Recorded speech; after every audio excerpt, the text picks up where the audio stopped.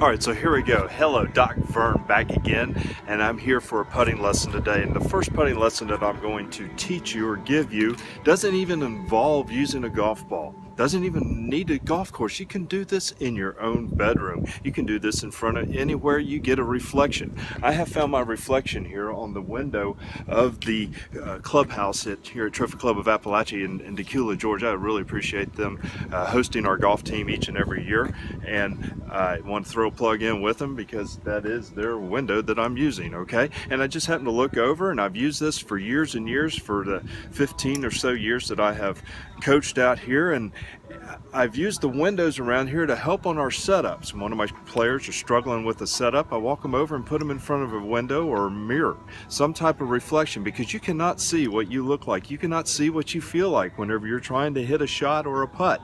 So use the mirror to help you work on your setup, because if you want to hit a good golf shot, the very first thing you need to do is set up to the ball properly. This starts with your putter, and it works all the way up through your clubs, and it's pretty much for any standard full swing shot, full swing for whatever that club might be, whatever is standard as far as your setup is concerned is going to be very consistent and pretty much in the same spot. That's why you're spending all this money to get your clubs fitted so that you can set up exactly the same way. You're trying to set up so that you can make that motion and let the golf ball get in the way. Well, we'll talk more about that later, but I want to tell you today why I'm using this mirror. And I come over, and before I practice any session or even at the house, I'll walk around and I will stand in front of a mirror to work on my setup. I don't get an opportunity to play or practice very much anymore, but when I do, I want to be able to hit the ball somewhat reasonable for however this old body can handle it. So I practice my setup all the time and practice my swing all the time when I'm away from the golf course with no golf ball, and then try to make that swing repeat when I get out to the golf course. Just let the golf ball get in the way. Okay, we'll talk more about that later, but I have a mirror here, and what I do is I'm set up. I actually have a line on the sidewalk here that you cannot see. It's off frame, and I'm just practicing getting my feet square on a target line that's parallel to where my putter is aimed.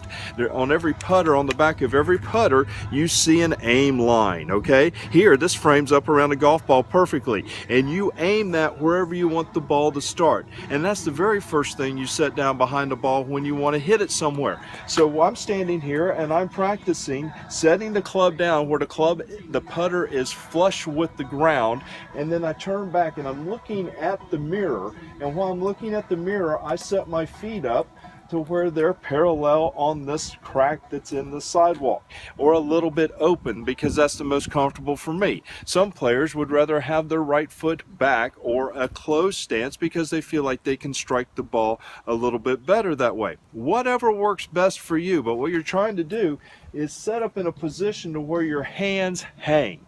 Your rear end is out, almost like you was explained to me one time, to where you're bowing to the queen. You're going to bend at the waist and let your arms hang. If your putter is properly fitted, wherever your arms hang to, that should be pretty close to the end of your putter, with your putter sitting flush on the ground. If the money that you have paid has been spent properly, that's how your putter will be that's how your putter will be fitted to you. So if you bow at the queen, okay, keep your knees somewhat with a little spring in them. We don't want to lock them up. We don't want to pass out during parade rest, now do we? We want to keep a little spring, but we want to bow to the queen. As we do, we stick our rear end out. That will drop our sternum in a right position with our putter directly behind the ball. Now, deciding what direction we want to go later, we'll go and hit the ball in that direction. But I'm practicing this, and I'm looking in front of the mirror to make sure that my rear end doesn't get too tucked up under me. Because if it gets tucked under me, I cannot make a good stroke, whether it's a putting stroke, full swing, whatever. I need some rear end out so that I have room for my shoulders to turn.